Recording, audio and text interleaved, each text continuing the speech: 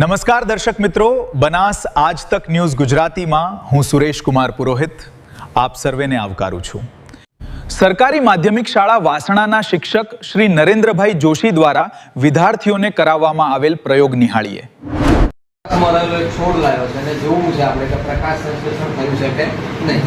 આપણે બે તબક્કામાં હતું, પહેલા આ છોડમાં પ્રકાશ સંશ્લેષણ થયું કે કેમ એ ચેક કરી લીધું અને એ પ્રકાશ સંશ્લેષણ થયા પછી એ છોડને 2 દિવસ માટે આપણે અંધારા ઓરડામાં મૂકવાનો છે કે એ પ્રકાશ સંશ્લેષણને અંતે ઉત્પન્ન થયેલો સ્ટાર્ચ પૂરેપૂરો વપરાઈ જાય। પછી એને પાછો ફરી સૂર્યપ્રકાશમાં મૂકશું અને પ્રકાશ સંશ્લેષણનો અભ્યાસ કરશું। તો હાલ આપણી પાસે શું છે, એક છોડ છે, એના ઉપરથી પર્ણ લઈએ આપણે અને ચેક કરવું છે કે આમાં પ્રકાશ સંશ્લેષણ થયું કે નહીં। તો આપણે ઉકળતા ગરમ પાણીમાં મૂક્યું છે। કેમ મૂક્યું છે?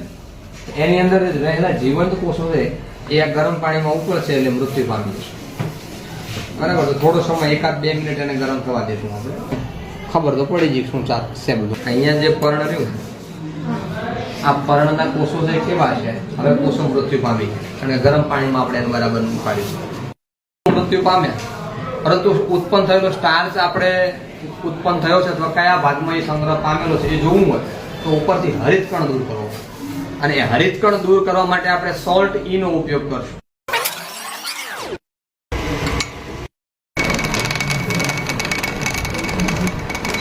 બેકર હવે જોઈ લે, આખું પર્ણ સફેદ થઈ ગયું। કેમ સફેદ થઈ ગયું?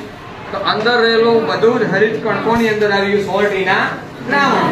એટલે એક વસ્તુ એ પણ ક્લિયર થાય કે પેલો જે લીલો રંગ હતો પર્ણમાં કોના કારણે હતો? હરિતકણને કારણે।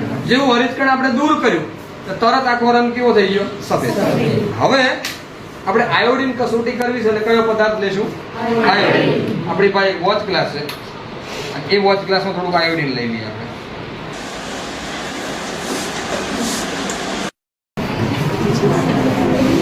એને ભાઈ આયોડિનમાં ડુબાડ્યું એટલે આખું પર્ણ કેવું થઈ ગયું? ભૂરા રંગ થયું કે નહીં? આપણને એટલી ખબર પડે કે ભાઈ આખો દી સૂર્યપ્રકાશમાં હતું તેને આખા પર્ણમાં શું હશે? સ્ટાર્ચ। શું હશે?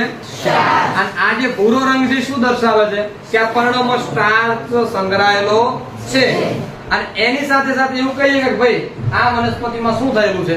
પ્રકાશ સંશ્લેષણ। આપણે હવે શું કરશું? તો આ વનસ્પતિને કેટલા દિવસ માટે? 2 અથવા વધુ 3 દિવસ માટે। આ છોડને 4 દિવસના અંતે સૂર્યપ્રકાશની હાજરીમાં મૂકવામાં આવે છે। 4 દિવસથી આ છોડ પેલા અંધારિયા રૂમમાં હતો, ત્યાંથી આ છોડને પાછો આપણે ક્યાં મૂક્યો? સૂર્યપ્રકાશમાં, કે પ્રકાશ સંશ્લેષણ થાય એના માટે મૂક્યો છે। હવે શું કરશું આપણે?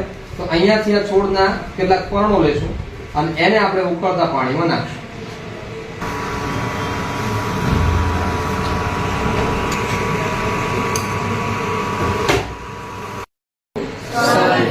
અને આ સોલ્ટીને સીધું ગરમ ન કરતા શેમાં ગરમ કરશું આપણે? સોલ્ટીને મૂક્યું છે ગરમ પાણીમાં।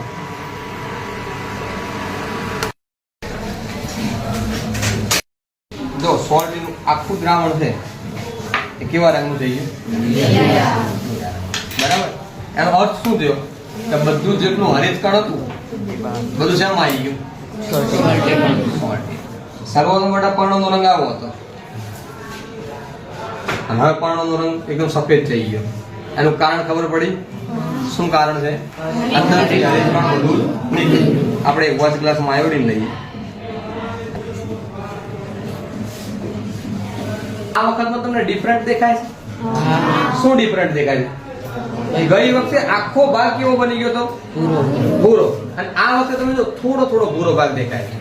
એટલે એ શું દર્શાવે છે? કે આટલા ભાગમાં સ્ટાર્ચ છે, પેલા આખા પર્ણમાં સ્ટાર્ચ હતો કારણ કે આખો સમય સૂર્યપ્રકાશમાં હતો।